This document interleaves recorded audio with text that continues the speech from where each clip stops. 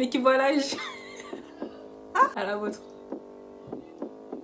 Yo yo yo mes petits gars, mes petites go, j'espère que vous allez bien.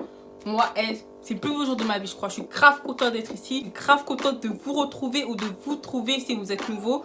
D'ailleurs, si vous êtes nouveau, abonnez-vous. Genre, je sais pas.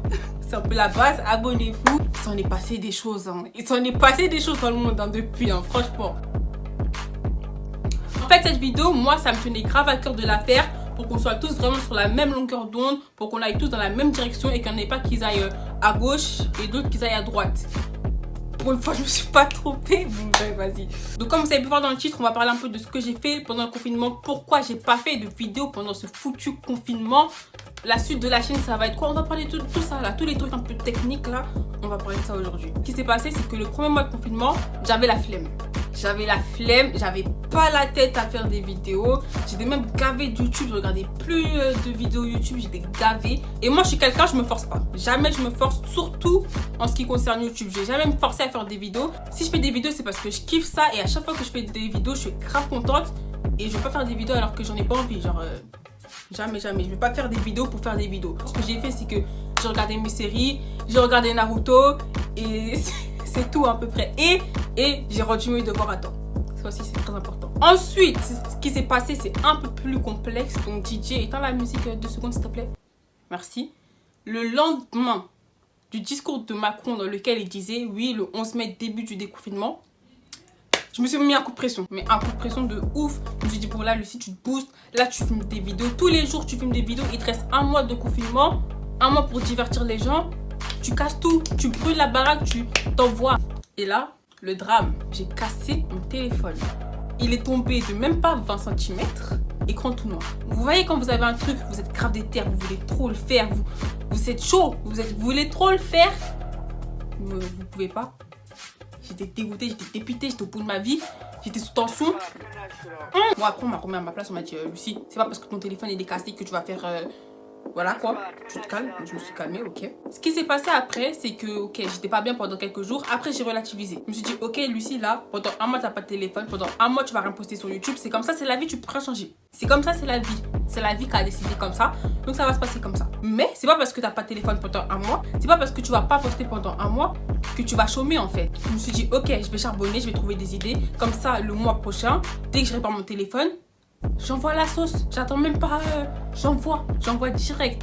Ça veut dire, surtout le soir, À 5h du matin, j'avais plein d'idées, donc j'écrivais tout dans un cahier, des idées de vidéos, j'écrivais tout dans un cahier. Et ce qui s'est passé ensuite, c'est que j'ai regardé ma chaîne, j'ai regardé les vidéos de ma chaîne dans la globalité, parce que j'avais jamais fait ça avant de regarder vraiment sur ma chaîne ce que ça donnait. C'est nul, mais c'est de la merde.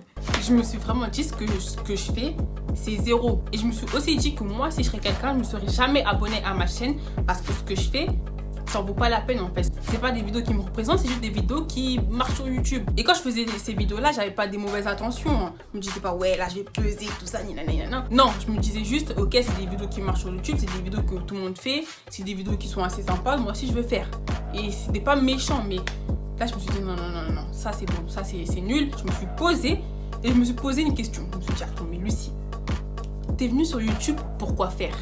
T'es venue sur YouTube pourquoi? La question de ouais, je suis venue pourquoi sur YouTube, je vous promets, elle fait réfléchir. Hein. Et en fait, moi, à la base des bases, j'étais venue sur YouTube pour faire comme toutes les YouTubeuses que je kiffais. Faire comme Yanissa XOXO, faire comme Oneshine, faire comme genre toutes ces YouTubeuses beauté là. Et je me suis dit qu'en fait, fallait que je trouve mon identité sur YouTube. Fallait pas que je fasse comme un tel. Tout le monde s'inspire. Tout le monde s'inspire. Sur YouTube, tout a déjà été fait, à quelques exceptions près. Mais même un truc qui a déjà été fait 100 fois, tu peux le tourner à ta sauce. Et tu peux le tourner de manière à ce que les gens y voient bien quitter en fait. Tu vois ce que je veux dire? Je me suis vraiment dit, non là, c'est plus possible. Les vidéos comme ça, c'est plus possible. Je viens, je pose une vidéo et après je me taille. C'est plus possible. J'ai vraiment envie de faire des trucs de ouf. J'ai envie de faire des trucs qui me tiennent à cœur. J'ai envie de faire des trucs que j'aime. J'ai pas beaucoup d'abonnés. Mais n'empêche que ça fait à peu près 1 an et demi que je suis là. Donc plus je passe de temps sur YouTube et plus je kiffe en fait ce que je fais. Plus je kiffe. Faut que ça se ressente parce que ok, mes potes qui sont abonnés à moi, ils savent qui je suis. Mais les personnes qui me connaissent pas forcément dans la vie quotidienne, ils savent pas vraiment qui je suis. Et les vidéos que je montre, ça me reflète pas. Donc je me suis dit ok, vas-y. Je me suis dit ok. Je me suis dit là, il y a du taf à faire. J'ai vu mon mur blanc, je me suis dit mais c'est quoi ça? C'est quoi ce mur blanc? C'est fade. on a acheté des trucs pour faire un fond. Et ce fond là qu'il y a derrière, c'est un fond qui me représente, c'est un fond que j'aime bien, c'est un fond que je kiffe. Et au fil du temps, tu vois, j'espère que notre fond qui est comme ça à l'heure actuelle pourra s'améliorer, pourra devenir un peu plus sophistiqué. Mais ce qu'il y a là, ça me représente. En tout cas, ça me représente plus que mon mur blanc, tu vois. Je me dis, ok, le fond, on change. Le contenu, on change tout. Moi, franchement, ce confinement, il m'a été bénéfique parce que je pense vraiment que sans le confinement, sans avoir cassé mon téléphone, j'aurais continué à faire des vidéos de merde, qu'on se le dise. Et là, maintenant, genre, je sais pas, j'ai pris conscience que... Non, j'ai pris conscience que je voulais vraiment faire des trucs travaillés. Je voulais vraiment faire des trucs qui me ressemblaient. Je veux vraiment qu'on fasse des trucs de ouf. J'ai envie de vous proposer des trucs de ouf parce que j'ai des idées de ouf. J'ai vraiment l'ambition, c'est pas ce qui me manque. Et vraiment, pour moi, la finalité sur YouTube, c'est pas de faire des partenariats Pretty Little Things ou de recevoir des perruques, tu vois.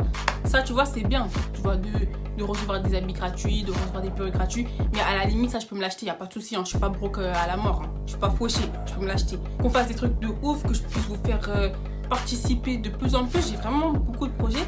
Mais après, faut la communauté. Mais après, il faut la communauté, mes petits gars et mes petites go. Il faut vraiment la communauté. Il faut qu'on soit de plus en plus nombreux. Il faut que, tu vois, enfin, je fais mon taf, mais il faut que vous fassiez le vôtre, tu vois.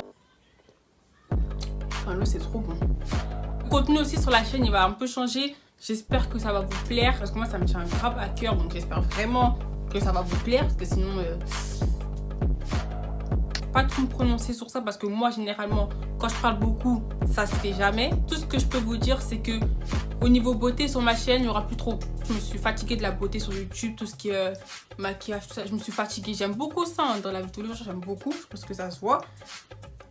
Mais sur YouTube c'est bon, parce que moi ça m'a saoulé. Je regarde plus trop des vidéos de beauté, donc je ne me vois pas faire des vidéos de beauté non plus, tu vois. C'est à peu près 30 voire 40% maximum de ce que j'aime.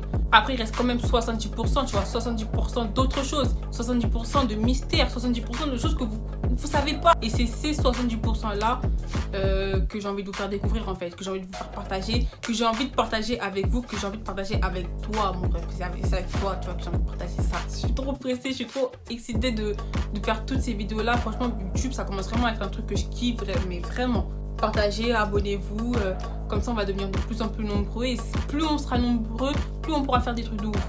Moi je compte sur vous, je compte sur toi. Je vous fais plein de bisous et je vous dis à bientôt pour tout casser dans une nouvelle vidéo. Bye.